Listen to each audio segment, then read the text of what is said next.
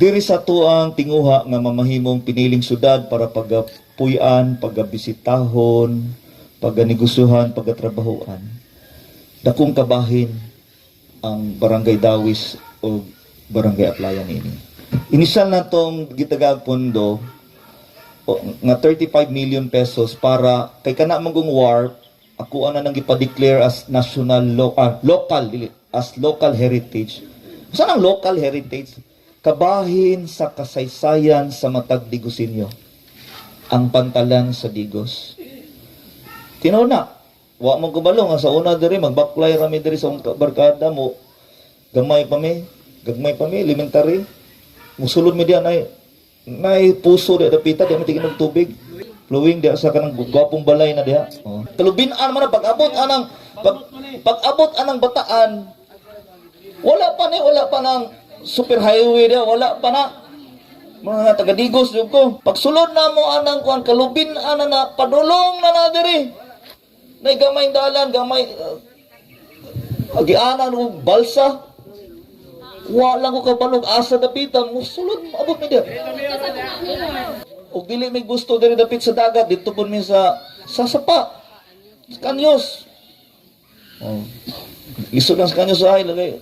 Ang mga pusod dito, pusod sa bata, pila-pilangoy niyo ba? O diya, kinabuhi. Nagdako ko sa dalan. Nga nga maka-relate kayo kay ginaba. Pabiyaan sa akong papa nga magdako ko sa dalan. Surusuroy, nakauban ako, mga silingan. Mauna, saksi kuha ng warp kung unsa na kaniadto. Napay talangkira sa una. Talangkira, mga 1980s. Dayon, diha mi katunog salom kay siyempre di ka balong mo salom malumos juga lawom-lawom pod ambak pa dia hangtod ambot to high school ambak pa dia then languyon na muna padung sa bye-bye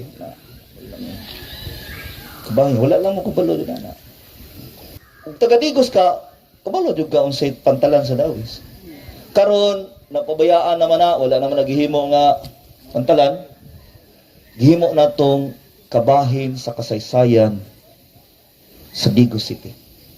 Unsa may buhaton na to diha? Himuon ba nato ng warp o balik? Dili. Para daghang manuroy diha.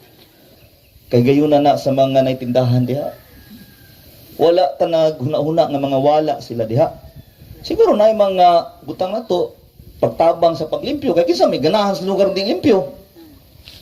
Pero kay gipagwapo na to imbis pulo ray mga to diha, umabot og sa gatos. Imbis polo ray mamalit og tubig, di nay sa gatos. Ding ana ang una-una nato makatabang sa paglambo sa matag usa. Unya partnership putas barangay ana napoy share ang barangay ana puhon. Butangan man mo nag-CR diya sulod. Bayad CR, nya gamay environmental fee, gamay lang gud para sa maintenance. I-share na to sa barangay. Dayon human ana napadyoy pinakambisyoso nga gihuna-una nato. Pero di lang gyapon maangay maguol ang mga nay cottages diha. Isa lang ako hangyo nila nga magtinabangay mi para mamantinar na to ang kahapsay para sa padayong paglambo. This is to attract, this is how we attract. Dili na to mapaduol. Mapaduol ang mga katawhan kung nay daghang tawo magsusuroy, mutubo ang negosyo. Naay katrabahuan. Mudako ang atong income. Maunay karong tinguha na ko. Nga naman gusto kay ikaduha namong tumong is to raise the standard of public service in Digos City. Pagpataas sa kalidad sa serbisyo.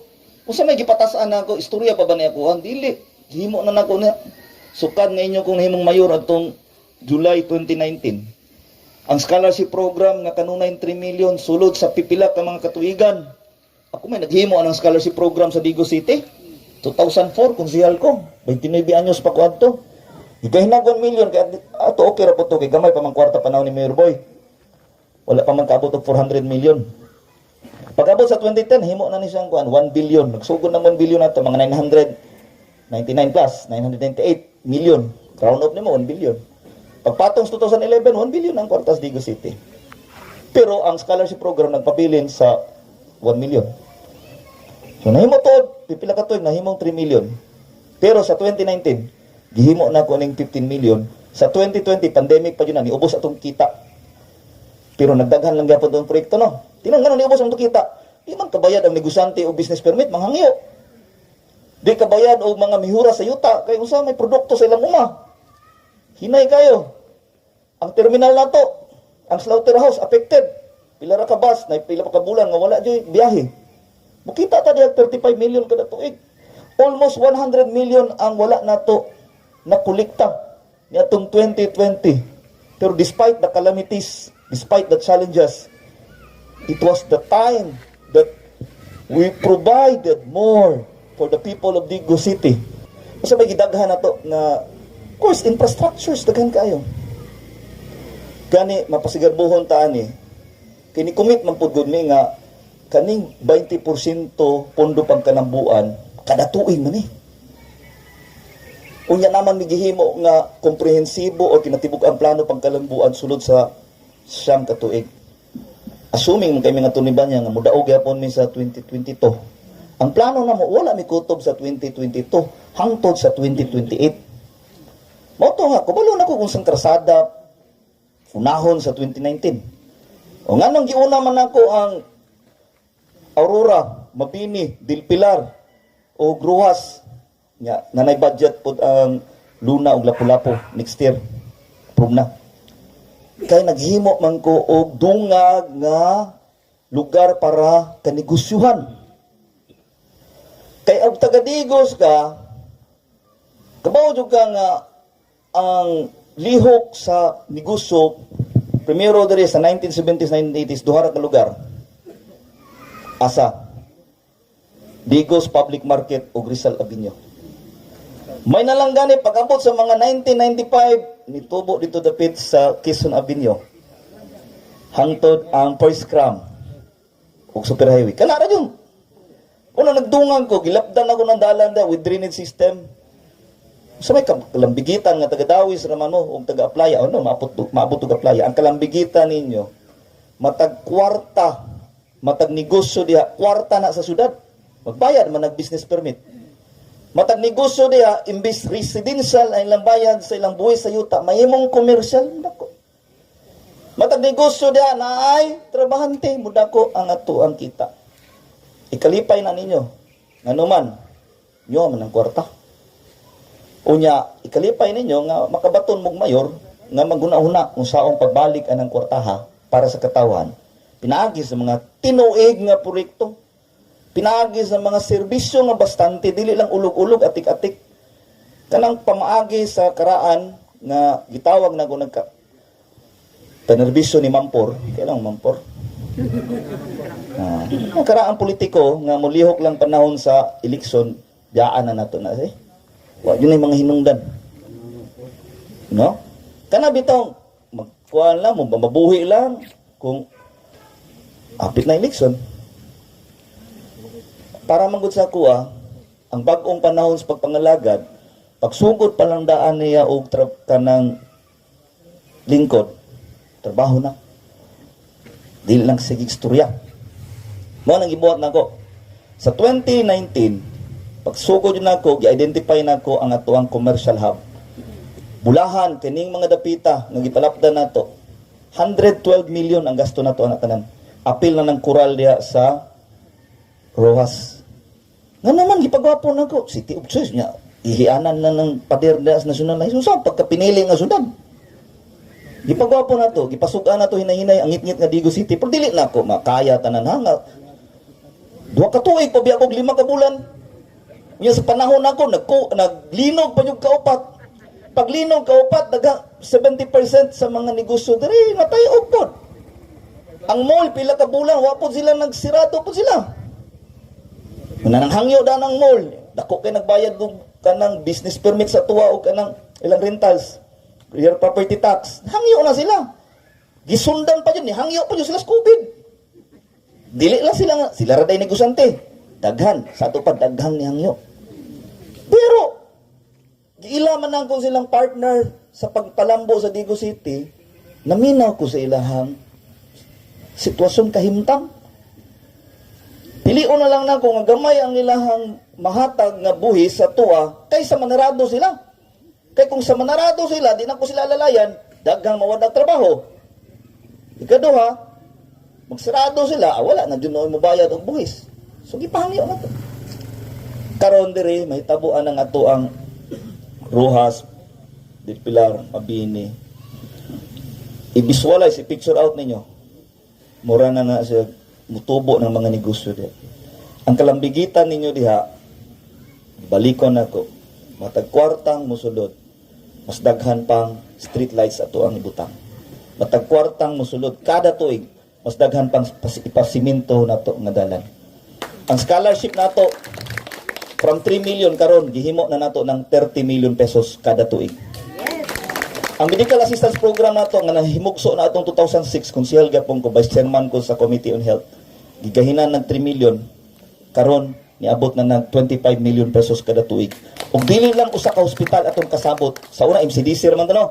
Ug may kagtabang mutana dun taga city asa na hospital MCDC. So na may gibutang ditong 3 million sa MCDC. Karon tanang hospital sa Digao City. Apil pa tong bag-o lang na nirado nga Dominican. Natay kasabot ato, ikasabot nato ko simbakong na ay mga hospital didto nga taga Digos pwedeng mutabang ang city government. Unsa may istorya ana? Tanan na akong ipangbuhat na istorya na sa kinabuhi sa matag usa nato. Dili lang taga Digos sa tibuok probinsya sa diyang nagtrabaho pa ko sa opisina sa atuang the late Governor Ducagas way back 1999 when I studied law in Korea. So at the same time I was working, I'm connected at this office sa Congressional District, Assistant Congressional District Officer ko at age 22. Maunay sarang mapaminawan ako every time suguon ko sa kong uyuan, ikaw tambong dito jo, tambongin ng mga barangay assembly, kay ikaw ang maminawan ni para matagaan at pagtagad. Kadungog ko maghilak. Ano man, way ikabayan sa ospital, mamrinda og yuta, mamrinda og motor, sakyanan. Magamit silang panginabuyan. Istorya po sa anak. Istorya sa anak nga gustong mo eskwela. Kunya, di ka paskwela ang iyahang ginikanan. Mon, gimugna. Ang scholarship program, di is panghambog, ako'y naghimo sa scholarship program ni Governor Congressman pa ni ato 1998. Kanang examination niya, kanang bitong test paper niya, kanang mga questionnaire. Gani, ningon to si Ma'am Shani, na-assign mo si Ma'am Shani Sulatorio dito sa province. Ako pa to, 1998 pa to ang mga questionnaire. Kung naghimuan to, ako'y nagpahilo na anang scholarship hangtod ni Police si Brad Rolly kay nahimo magkumponsihal sa 2004. Pagkakonsihal po na ako, gi-introduce dayon ako ang scholarship program sa sudad sa Digos. Hangtod karon mo na sa 30 million. Sa medical assistance program, mo to nga, may pagdua-dua, giabrihan ni Mayor Boy na nahisgutan ko na nako sa una, karon gipalambo na to gihimong 25 million kay di ko gusto nga tungod lang sa 5 mil na may embargohan yuta. Na istorya ani dito taga wa ko na sayop taga Kialig. Naisgutan ni mga year 2000 sa kuha. Nya dili lang na sa isa, daghan. Naslay bayronon sa ospital, City Mill. Wala man jud. Ipahiram sa kwarta, may tigpahiram. Pagkasunod tuig, wala dyan naparamdam ang nagpautang niya ba? Bilang ikalimtan, bilang mo itong ikalimtan lang po niya. So, pag-abot sa 5 to 6 katuig na ito, bito na sa iya ha. Nagikwintahan na siya, ngayang 5 to 7, nahimo ng 130,000 sa 5 katuig. Wow, maganik kabayad sa City Mail sa 100. So, napugos. O sa man, hitabo. Gi-embargo ang balay. Nag-demand letter itong abogado, embargo ang balay. Diha na himugso ng mga linga para sa mahirap ni Congressman Dudu Cagas. Nga mo po na diri sa to kaya di ko gusto diri nga tungod lang sa 5 mil mawadaan mo balay o kaha embargo inyong mga motor o sakyanan o mga pedikaba mo nang gipunduhan na to. Matag kwarta nga moabot sa Digos City, ibutang na to diha. Dili pa ni mao ang inyong nakita karon. Tungod lagi kay ang COVID 90 to 100 million kada tuig ang mawala sa atong panuludan para lang igastos sa atong isolation facility. Ang isolation facility nato sa igpit, kumpleto na diha, tambal, bayad sa doktor, nagbayad man ta, nag-hire man ta nurses diha og doctors. Dili man na pwede nga silang doktor humilag, doktor sungal lang gyapon, magbakuna pa na sila. Isumpod kay sila pa poy mo atiman dito no. Oh. Ang nurses sa City Health, di man po na pwede. Nay, pipila ka nurses, gibutangan na to dito. Pero dili pwede sila nga dito sila tanan sa isolation kay nagasuroy pagunta sa tungris bakuna. Diba? So, libre pagkaon niya. Imagine na, kung mawala lang si COVID, na mga 100 million na madungag pa para siguro himugdalan o kaha kanang mga makatabang ta sa mga senior citizens. Pero karon lang nangayo lang kog dispensa sa inyo ha, sa duha ka tuig ug 4 ka bulan ay kog dispensa sa mga butang nga wala pa nako nahimo ha. Kay ngano man duha ka tuig ug 4 ka bulan pamampug ko. Unya nag-COVID pa jud ta, naglinog pa jud. Dili normal ang duha ka tuig nako, di ba? Oh. Sumala agad paglingkod nako dadan gitagaan ta mga bag-ong butang. Panalitan lang litson nga kanunay natong paliton. Pag abot nako ang ako na nilingkod, litson nga libre na akong gihatag ninyo. Tinaw na dili. Oh. Siya sa una maglaway man tagote kwarta. Karon, oh. Kuan lang ta kay para maapot-apot every 15 to 20 minutes mabusog naman ta kasi nakasulay dito. 15 to 20 minutes tama na na pinaspasay kaon. Another batch na pod. Kubada pa mo